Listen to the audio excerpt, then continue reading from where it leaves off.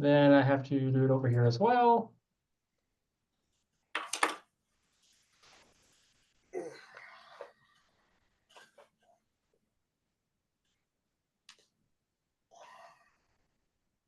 All right.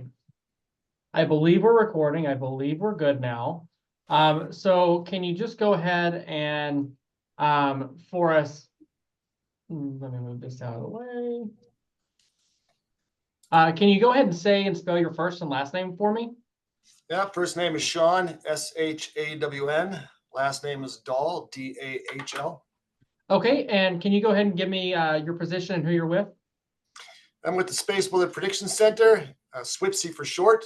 It's part of the National Weather Service over in Boulder, Colorado, and I am the service coordinator and a senior space weather forecaster here. Okay, so obviously I know and you know that we're expecting this G4 storm tonight. We're here in northern New York, just east of Lake Ontario. What does that mean for us?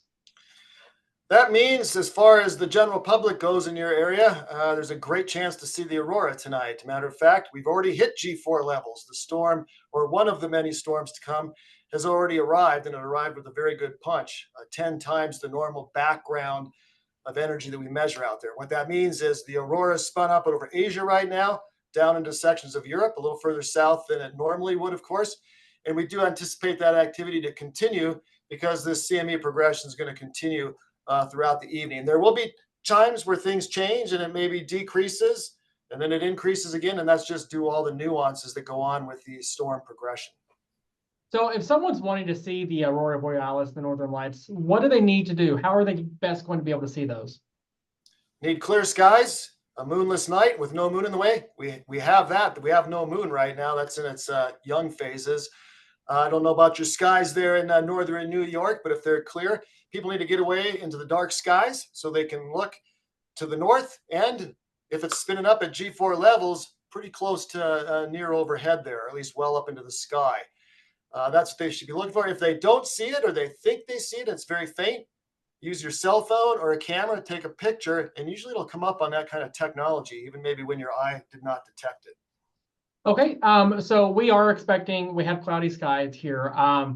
Now, if there's a few breaks in the clouds tonight, will people still be able to see this? If it's ongoing at the time, meaning if the storm is favorable, and I'll talk to that if you wish, but if it's favorable and the aurora is spun up, then if there's breaks in the clouds and it's in the right section of the sky, people should be able to discern it. It should be if it's at G4 levels. Okay, so go ahead and talk to me about if it's favorable and things like that. And if we're not able to see it tonight, is it supposed to persist through the weekend and things like that?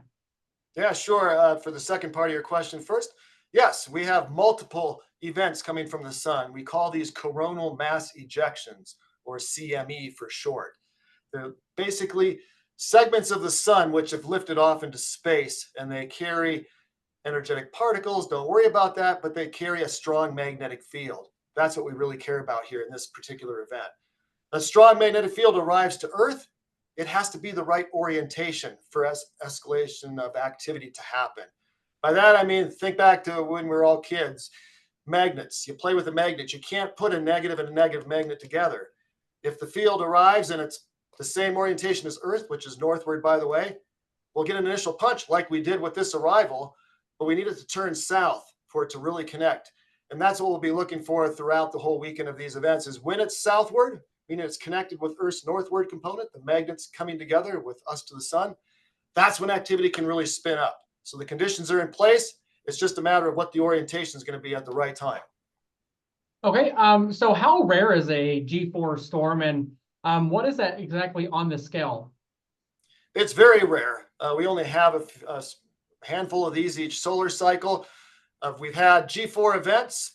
This 3 of them, this cycle so far, this is now our 4th occurrence of this, but the other ones have been fairly brief. This one we expect to be a longer duration where we could reach G4 off and on throughout the weekend. And I forget the second part of your question. I think I forgot what I asked. As far as the solar cycle and things of this nature, how much longer are we expected to be in this active solar cycle that we're in? The solar cycle is about an 11-year average, meaning we go from a minimum of activity to a maximum and back down to minimum. That's kind of the cycle.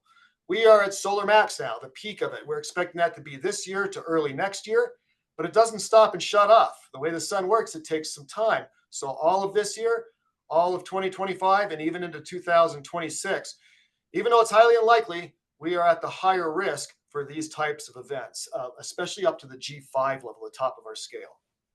So obviously, I'm an expert in atmospheric science, being a meteorologist, and you do space weather prediction and stuff like that, and that's a whole other beast. How does that work? How unpredictable can space weather be, or how predictable can it be? It's very difficult.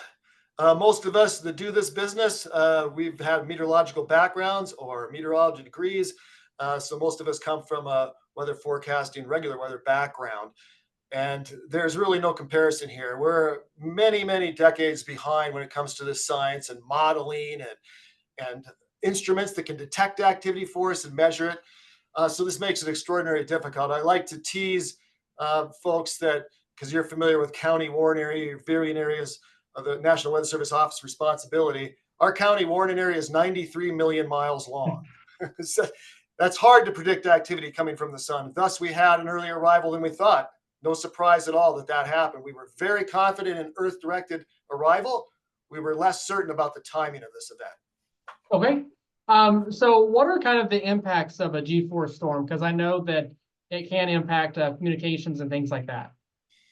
Yeah, there are multiple impacts with a long duration event such as this. Most of them people will not notice unless they're using these technologies. And the ones that use this are normally our infrastructure operators, whether it's satellite operators, power grid controllers, GPS users that need the precision GPS.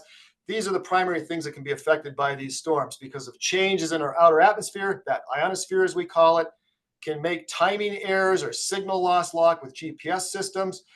The communications, anybody, if the aurora happens to spin up overhead in your area, anybody trying to communicate via HF radio is going to have a very difficult time doing so. And some members of the emergency response community do that.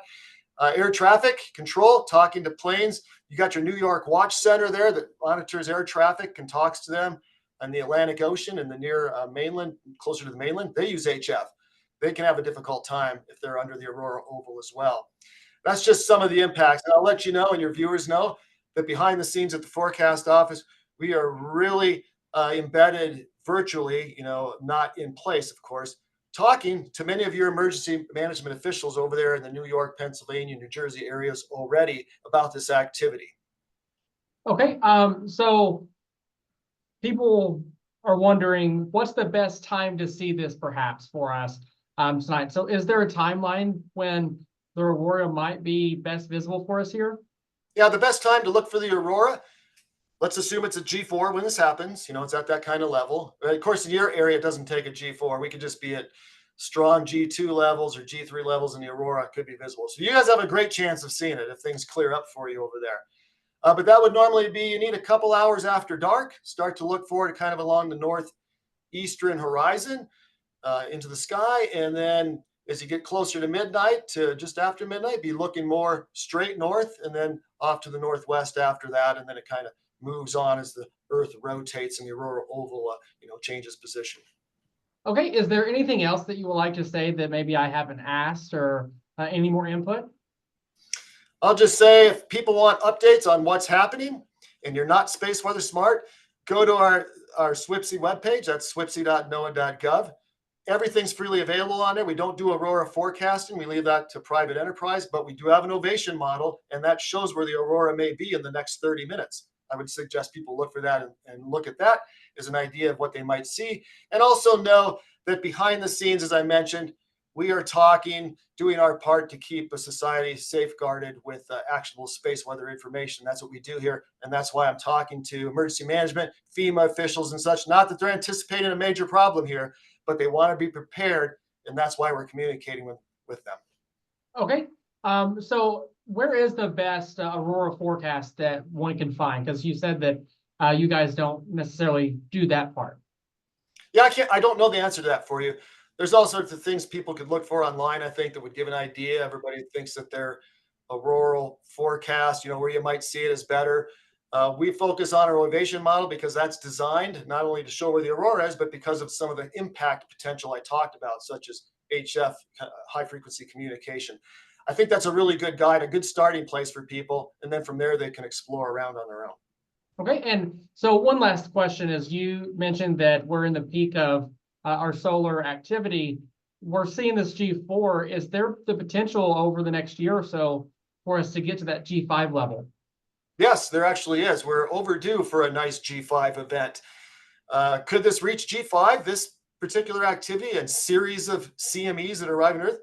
Yes, it's possible. It may be on the low end of the G5. We're not expecting catastrophic G5. So yes, that is quite a possibility, and it wouldn't surprise me if we briefly hit a G5 during this event, but still our forecast is focused on G4. Okay, is there anything else that you'd like to add? I don't think so. I think everybody should just take the opportunity. Hopefully you can see the aurora tonight, and don't give up hope. If it doesn't materialize and the clouds go away and you don't see it, we're expecting this activity to continue throughout the weekend, at least at the G1, G2 levels, and perhaps even into Monday, because overnight, guess what? We had another CME blast off from the sun, and we think part of that may actually reach Earth. Okay, how far south is this going to be visible in the United States? If we're at strong G4 levels, kind of the high side of the G4, theoretically, it could be seen along the horizon, say as far south as northern Alabama, on over to northern California. All right. Shawn, thank you so much for doing the interview for me, and it was a pleasure talking to you. You're very welcome. Take care and good luck. You too. Thank you. Bye-bye.